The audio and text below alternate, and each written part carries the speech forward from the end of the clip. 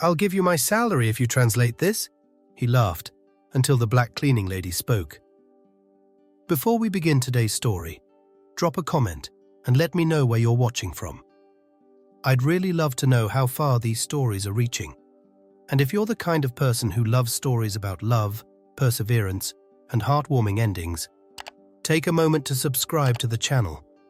That way you won't miss any new stories, and you'll also help this channel grow and reach more people who, like you, are moved by stories like this. Ready? Today's one is special. The clock showed 9:02 a.m. when the silver elevator at Hartman Tech opened on the 45th floor. The white marble floor reflected the light from the modern chandeliers, and the glass walls displayed a stunning view of Manhattan. Inside the Oval Conference Room, foreign executives, German, Italian, and French, settled into leather chairs. It was a key meeting with international investors, and Nathaniel Hartman, the CEO in a flawless dark suit and burgundy tie, was getting ready to impress them. Nathaniel was 35, fair-skinned, with cold blue eyes like the glass windows surrounding them. His dark blonde hair, slicked back with gel, was perfectly in place. He carried the typical air of superiority of someone who's never really been told no in life. As the directors exchanged polite greetings, a side door quietly opened. Ava Clarke pushed her yellow cleaning cart in with firm but silent steps. At 28 years old, with deep brown skin and perfectly maintained brown dreadlocks falling over her shoulders, she wore her janitor uniform with dignity. The yellow of her outfit highlighted her curves and contrasted with the coldness of the space around her. No one greeted her. No one noticed. As always. She walked to a corner of the room, crouched down, and quietly started cleaning the floor near the corporate TV control panel. Nathaniel's voice echoed. "Well, gentlemen, to show that we're ready for this global expansion, I've prepared a surprise." He picked up a tablet, opened a file, and tried to say a phrase in Italian. He stuttered, got the intonation wrong. The executives exchanged glances, visibly uncomfortable. He tried again in French. Still wrong. Nervous laughter followed. Then Nathaniel, trying to cover up the embarrassment, tossed out the sentence with disdain. "I'll give my salary to anyone here who can translate this properly." The laughter this time was genuine. Chuckles echoed like arrows in the heart of anyone silently listening. Ava slowly lifted her eyes. She stopped scrubbing the floor, straightened her back. For a second, time seemed to freeze. She turned calmly, looked at Nathaniel, then at the investors, and said firmly, what he meant to say was, "We're ready to integrate cultures." But what he actually said was, "We're ready to interfere with cultures," in Italian, French, and German. The room went silent. She took a step forward and continued, now in Italian. "Siamo pronti a integrare le culture, non a interferire con esse." Then in French, "Nous sommes prêts à intégrer les cultures, pas à les perturber." And, with disconcerting perfection, she completed in German, "Wir sind bereit, Kulturen zu integrieren, nicht sie zu stören." One of the executives let out a quiet, "Wow." Ava took a deep breath, looked at Nathaniel, and finished in English.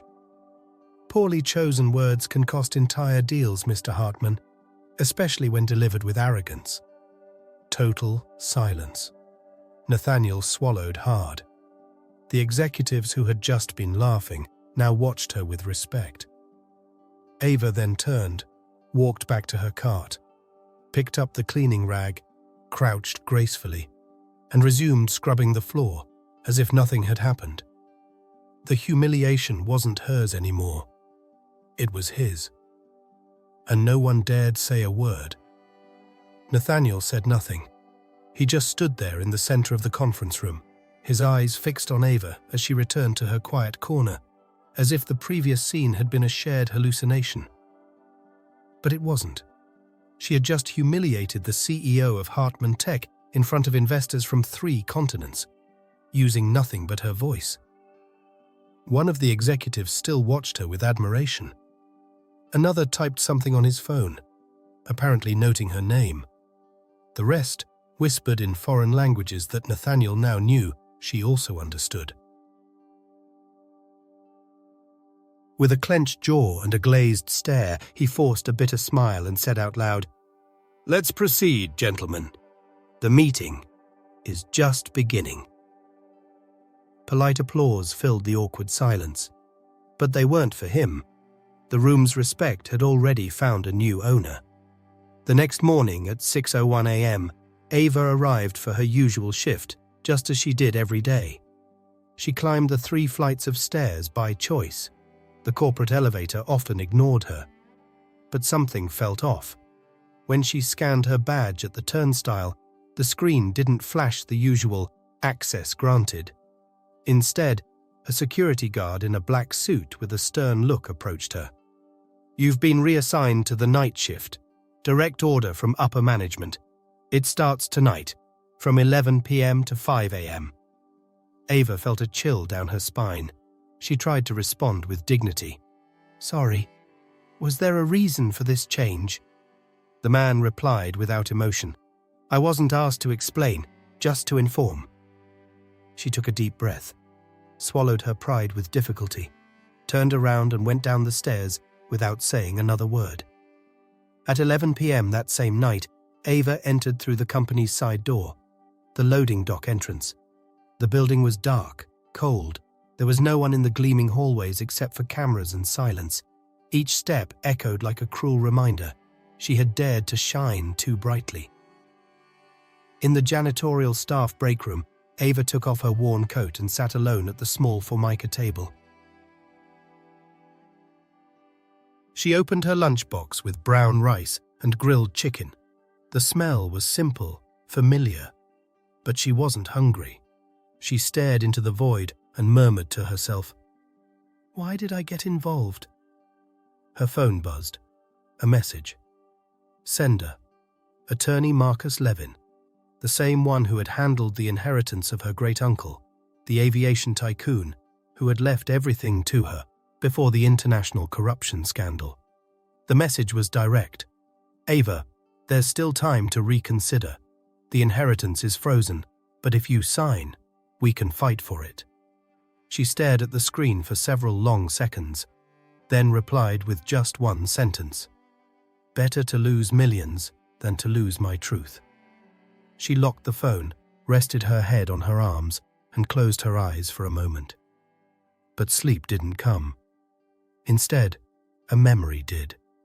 Her mother's voice, soft and reassuring in hard times. "The world may try to dim you, Ava, but it'll never succeed if you keep your light burning inside." When the clock struck 5:04 a.m., Ava finished her night shift, crossed the empty streets of Manhattan, and went back home. A small studio apartment in Harlem, cramped but clean. She threw herself onto the firm mattress and let out a long sigh. Outside, the sky was starting to lighten, but inside her, the storm was just beginning. The next morning arrived without Ava Clarke getting a minute of sleep. The sun had barely risen when she was already dressed again in her yellow cleaning uniform. Her dreads carefully aligned over her shoulders, her gaze steady and silent like a fortress under siege.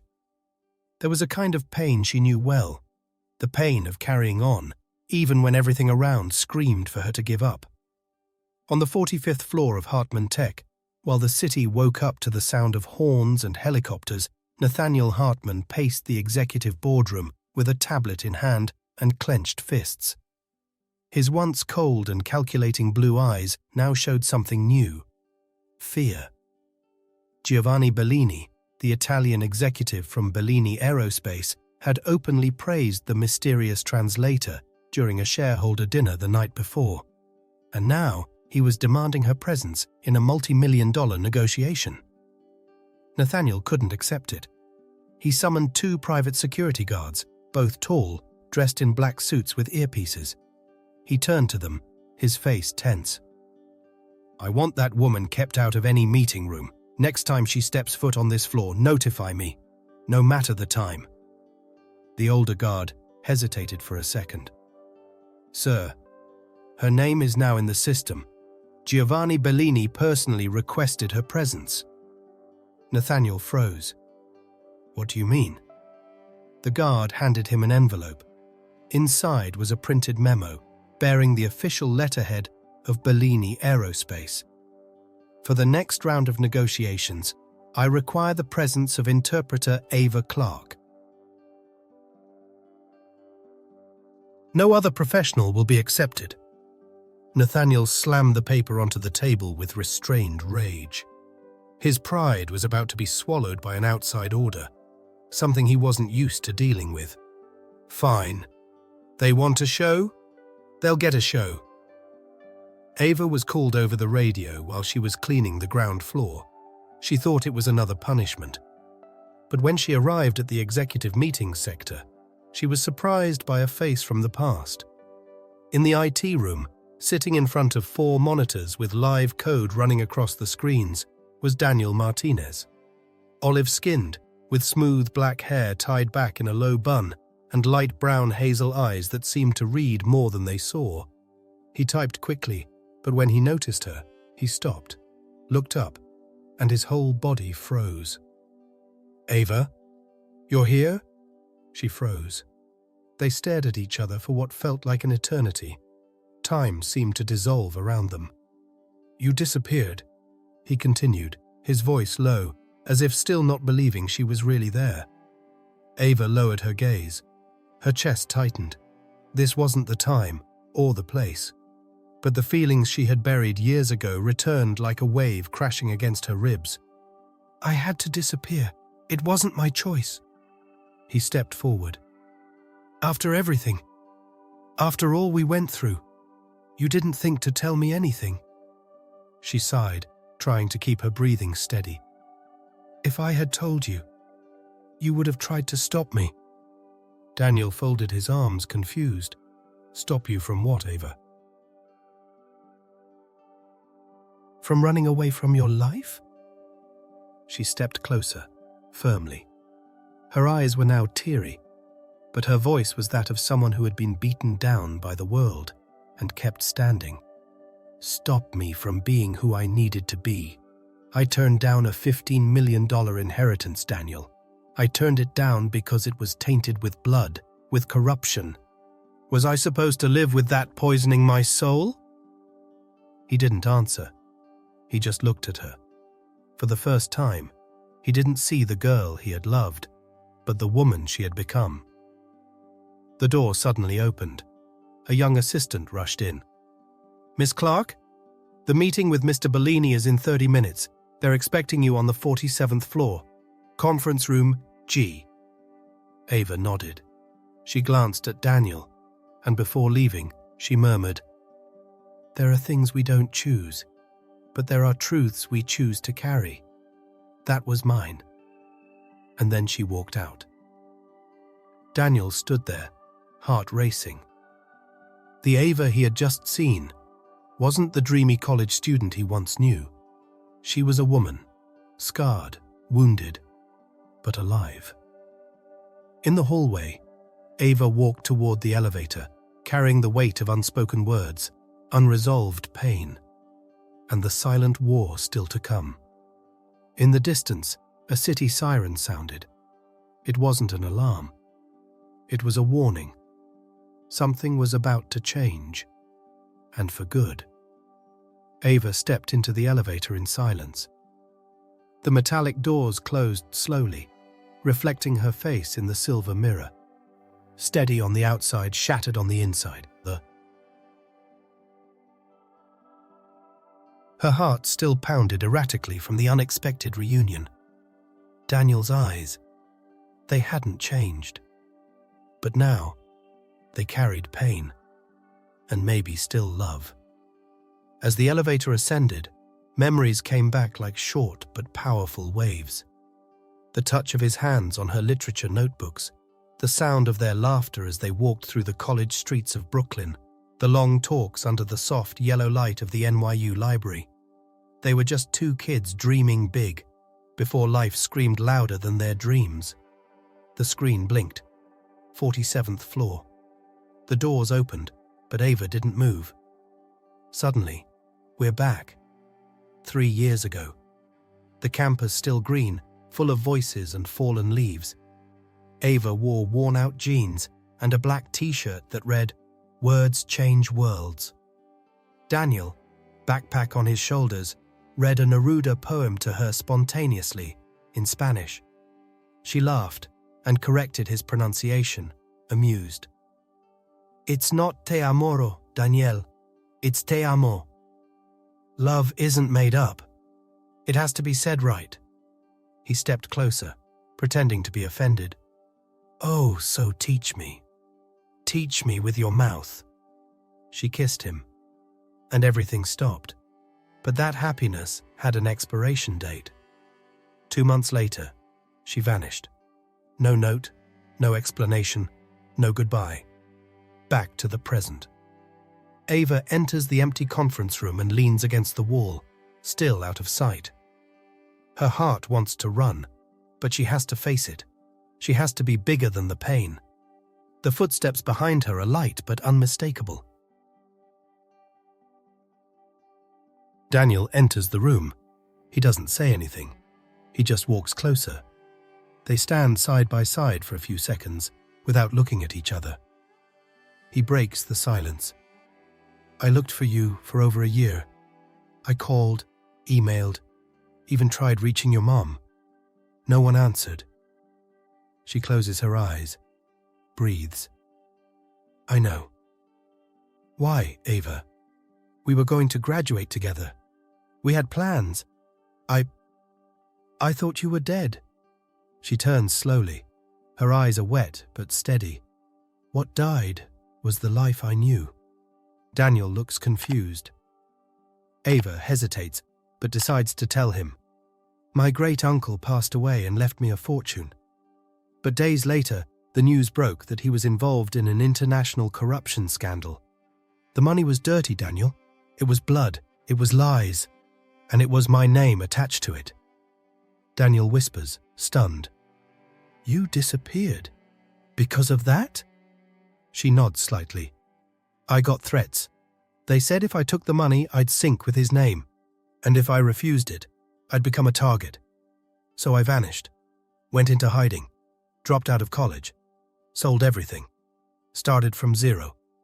He takes a step forward, his voice tight with emotion. "Why didn't you tell me? I could have helped you, fought with you." She looks away, like someone holding back a storm in her chest. "Because you had a choice, Daniel. I didn't."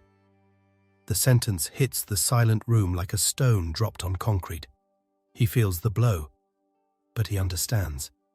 Maybe for the first time, he truly understands. Ava regains her composure, lifts her chin and steps back. "I'm not that girl from the library anymore. And you don't have to carry this past with me." Daniel tries to touch her arm, but she pulls away. "Not now." He respects it.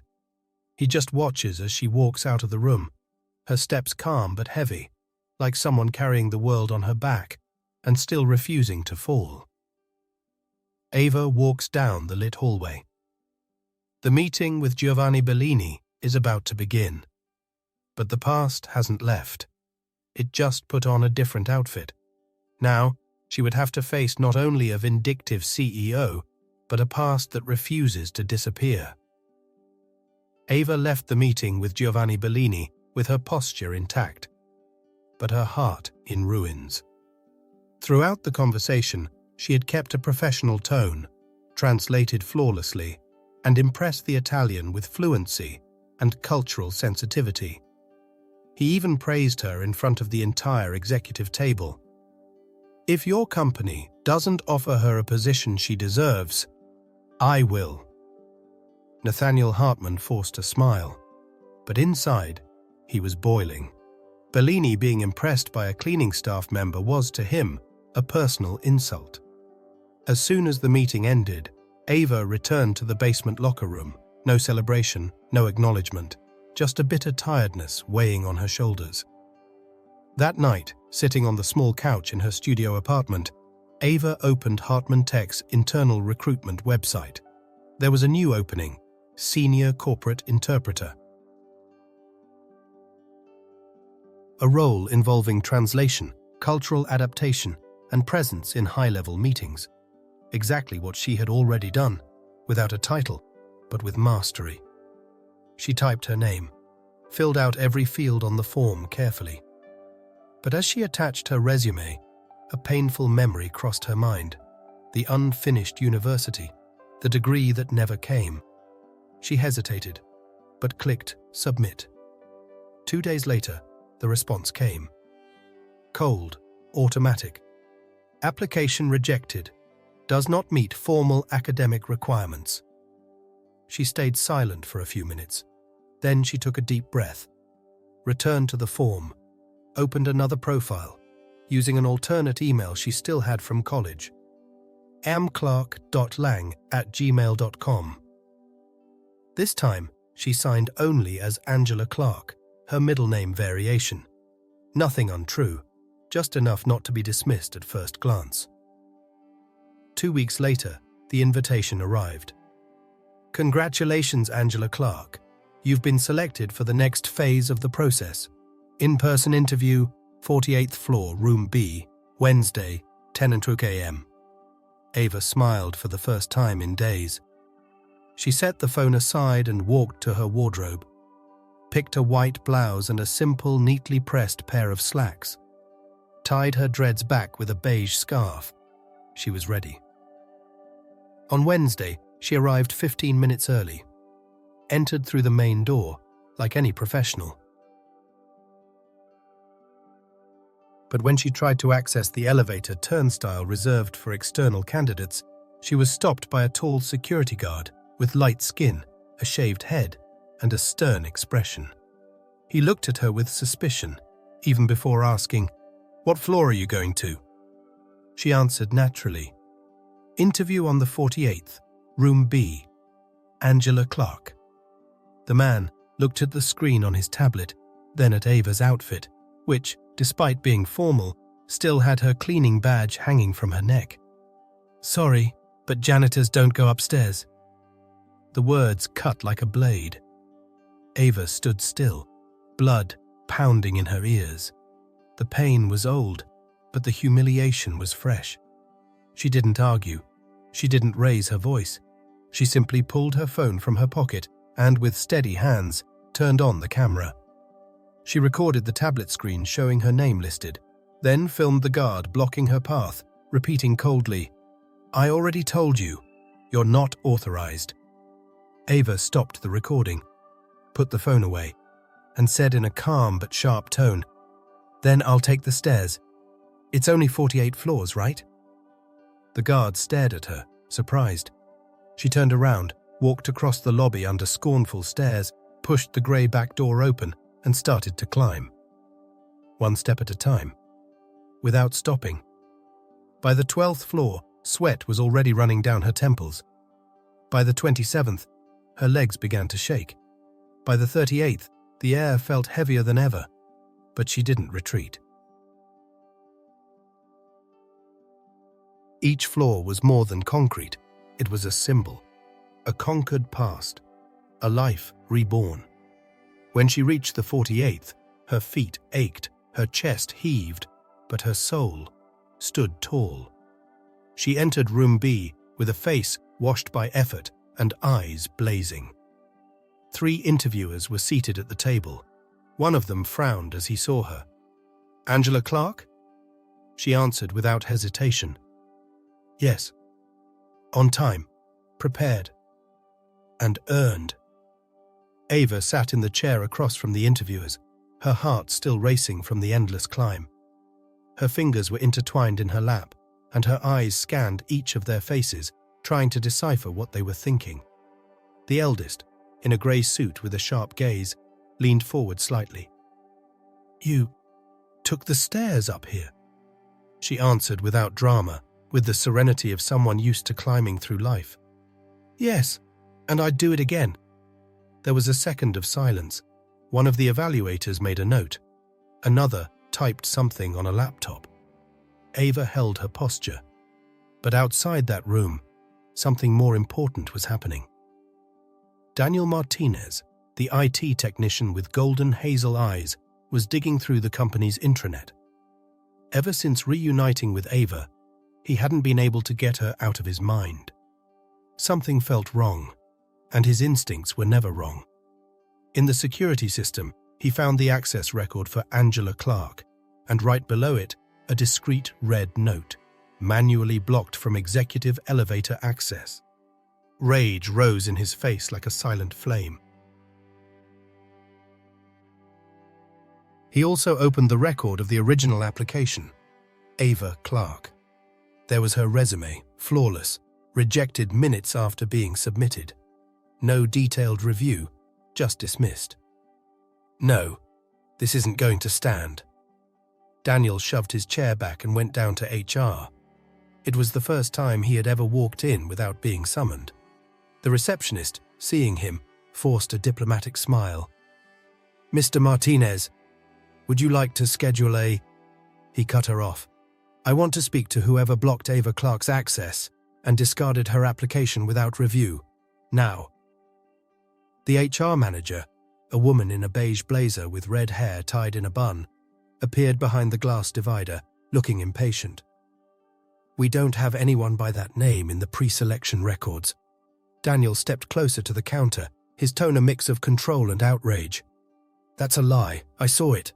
And if you delete the records, I'll recover everything and go straight to legal." She crossed her arms, defiant. "You're overstepping your boundaries, Mr. Martinez." He replied firmly, "And you overstepped hers. And mine too." The next day, under pressure from Bellini and from the legal team, which began questioning internal selection practices, Ava received a new official summons signed by 2 directors, but this time with her full name, Ava M. Clarke. She was in the employee cafeteria when the email came through on her phone. She read it in silence, her chest filled with a mix of relief and restrained anger. She felt someone approach. It was Daniel. He wore a light blue dress shirt with the sleeves rolled up and carried 2 coffees. He sat next to her without asking. "That was you, wasn't it?" He handed her the still warm paper cup. "Maybe." She looked into his eyes, cautious. But there was something different. An old spark she had almost forgotten. "Why, Daniel?" He took a deep breath, leaned his elbows on the table and spoke in the lowest, most sincere voice he could manage. "Because you don't need to hide from me. I never stopped seeing you." Ava didn't answer right away. Something inside her softened. An old wall, built from survival and silence, began to crack. He reached out, gently touched her fingers. She didn't pull away. Daniel leaned in slowly, and she, instead of retreating, closed her eyes. The kiss came without rush, without fanfare. It was brief, contained, but full of truth, as if it said what no words could explain.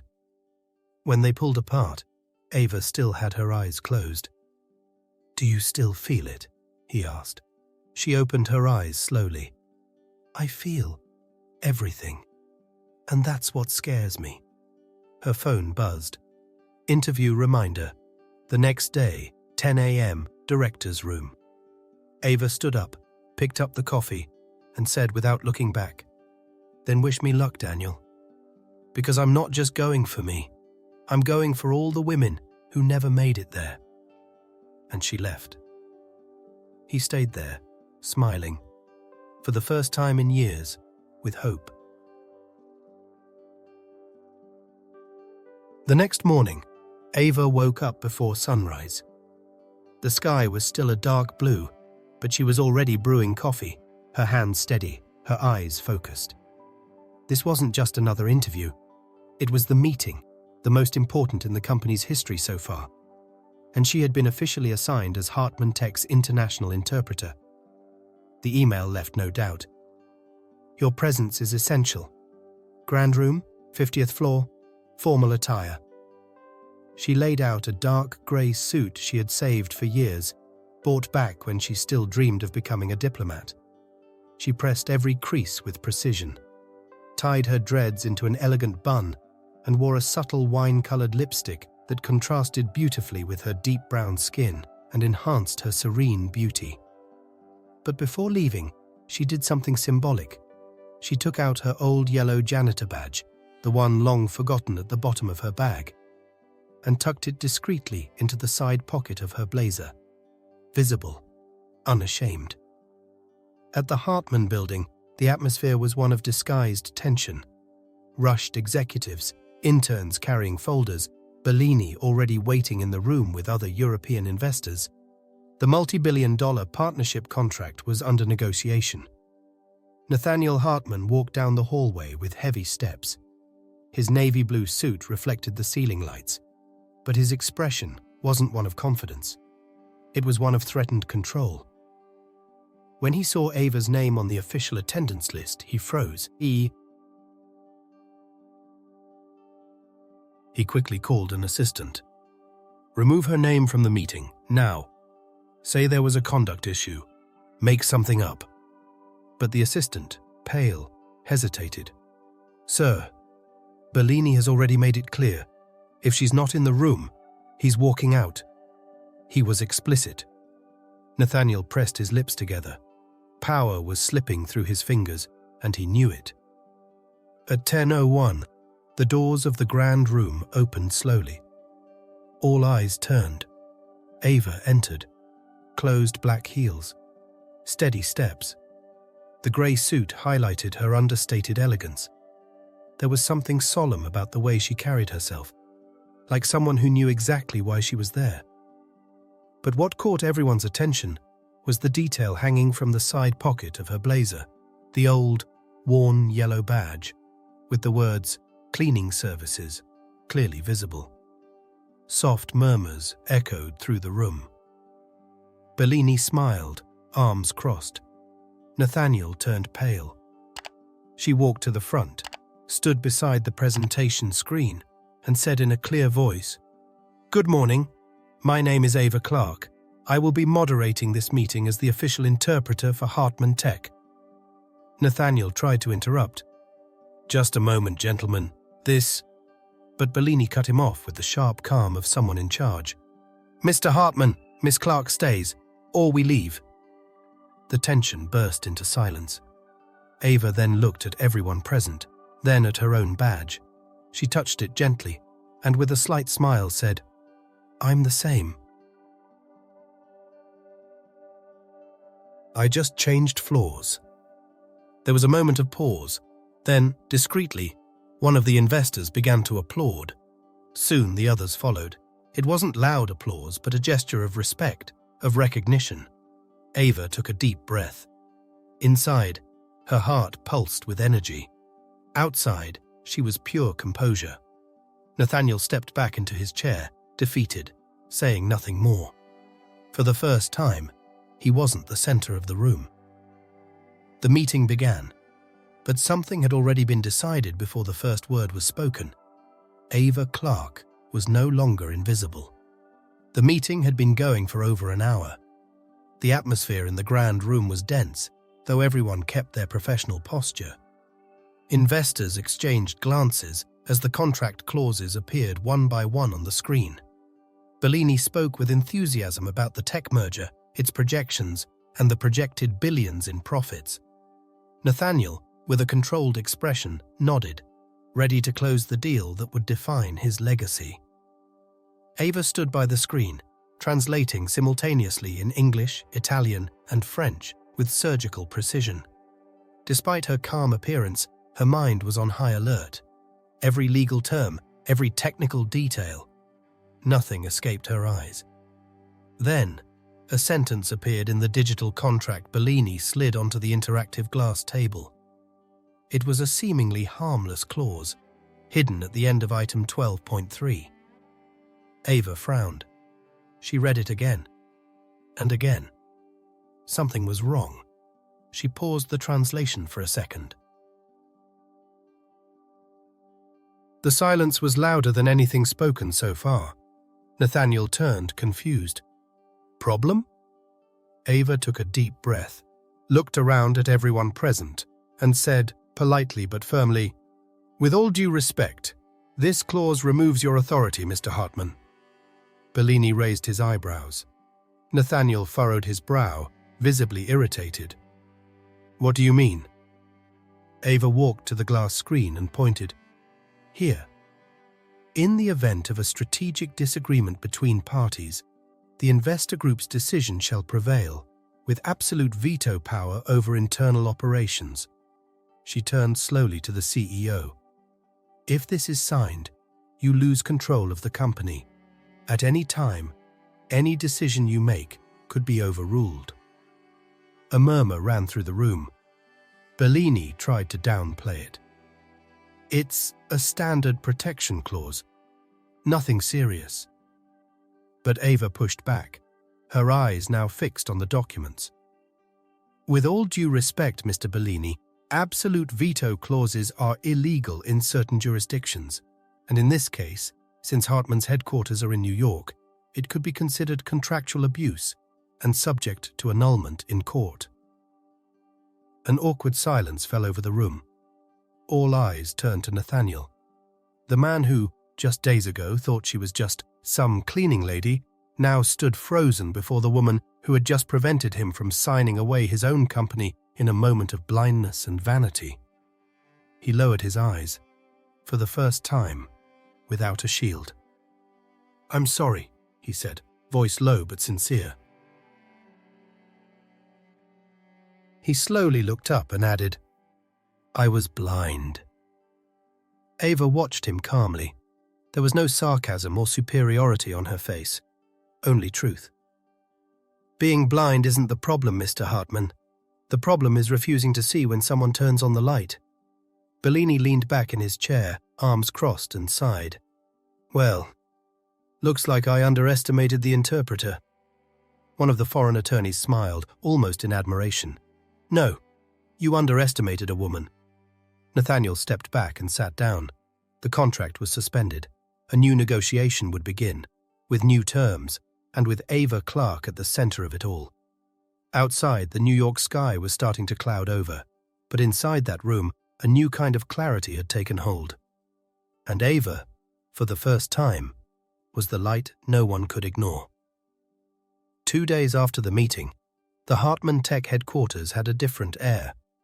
The contract with Bellini Aerospace had been renegotiated under new terms, and for the first time in years, the corporate halls echoed with whispers of change, and of the name of a woman who just weeks earlier had been mopping the floors of those same rooms. Ava Clarke. She walked the corridors with calm but determined steps. She no longer wore the yellow uniform, nor did she carry a bucket of supplies. She was dressed in an ivory blazer, black slacks, and a simple light stone necklace resting on her collarbone. With every passing glance, employees straightened up. Some whispered to one another with genuine respect. Others still struggled to understand how it was even possible. On the 49th floor, Nathaniel Hartman waited for her standing, alone.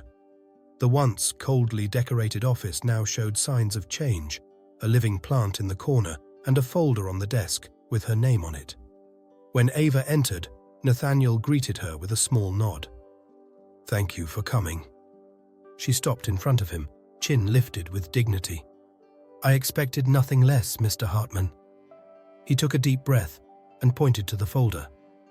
"That's a proposal. I want to offer you something that should have existed in this company from the very beginning. A new department, inclusion, diversity, and international relations. And I want you to lead it."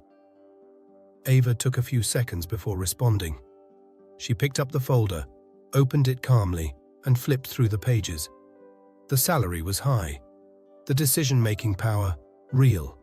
It was a direct invitation to the top. But when she closed the folder, she lifted her eyes with a seriousness that cut through the air. "I'll accept, but on one condition." Nathaniel crossed his arms. "What is it?" She stepped forward. "I want to hire people who've been made invisible. People like me." I want this company to stop scanning resumes for European last names and start looking at the ones you've always ignored. I want an internal access program for entry-level staff, and I want full autonomy to build it." Nathaniel looked at her in silence. The man who once mocked the idea of a cleaning woman having ideas now fully understood he was standing before a leader. "Deal," he replied. No hesitation. Ava extended her hand. He shook it, and this time, without superiority. It was an agreement between equals.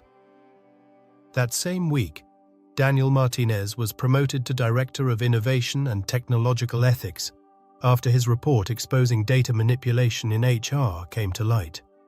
Now, he and Ava walked the halls together as a couple and a professional duo. In the cafeteria, employees whispered, "Did you see who she hired for her first team? A deaf woman, a guy from the Bronx, and a Haitian immigrant. And they all speak more than 2 languages. She's rewriting the rules." On the digital panel at the main entrance, a new phrase was placed beneath the company logo. "Innovation begins when everyone has a voice."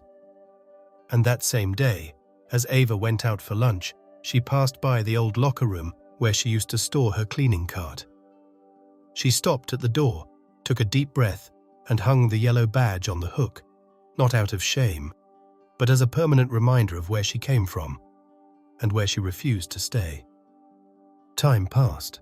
Not much, but enough for Hartman Tech to stop being just another tech giant in Manhattan and become a global example of transformation. The new Department of Inclusion and International Relations, led by Ava Clarke, had already implemented partnerships with local communities, internal talent development programs for frontline staff, and, most notably, an exchange between global companies built on deep cultural translation, not just language. That's exactly why she was there now. In a packed auditorium in Washington, D.C., on the main stage of the World Conference on Ethics and Innovation, in front of more than 1,000 international leaders. White lights swept across the room, reflecting off the navy blue curtains of the high stage. The digital banner above read, "Human Solutions for a Global Future." Ava Clarke stepped onto the stage with steady posture, low heels, a dark wine-colored suit, and her dreads loose, falling softly over her shoulders. She held no notes, just a small, clear stone pendant, the same one she wore the day she was first seen as more than her role. Nathaniel Hartman, sitting in the front row with a calm expression and attentive eyes, watched the woman he had once tried to silence. Beside him, Daniel smiled, discreet and proud. Ava stood at the center of the stage. She adjusted the microphone with the composure of someone who had nothing left to prove. She looked at the audience and began in English. "A short time ago, I was cleaning rooms like this one, and when I spoke, no one listened. Because in the hierarchy of silence, some screams are treated like whispers." The room fell completely still. She continued, now in French. "Je ne traduis pas seulement des mots, je traduis des mondes. I don't just translate words, I translate worlds." She continued in Spanish. "No se trata de lenguaje, se trata de ver lo que nunca se quiso mirar. It's not about language, it's about seeing what was never meant to be seen." In Hungarian, surprising many, "Avalodi hatalom nema hangere jeben van, hanem abban amit választunk hallgatni." True power is not in the volume of the voice, but in what we choose to hear. And finally, in Italian, "L'ascolto vero inizia quando smettiamo di decidir chi merita essere ascoltato." True listening begins when we stop deciding who deserves to be heard. When she finished, she smiled slightly, paused, then looked directly at Nathaniel. There was warmth in her gaze, not bitterness, a clean reconciliation. And she said, "You once told me you'd give me your salary if I could translate that." Nathaniel lowered his head for a moment, smiling, already knowing what was coming. Ava then concluded, "But what I really wanted was for you to listen." For a moment no one moved. It was as if the air had tightened. And then, slowly one person stood up, then another, and another, until the entire audience was on their feet, applauding. Not out of pity, but out of honor. Ava didn't cry. She just smiled, a quiet smile yet full of sound.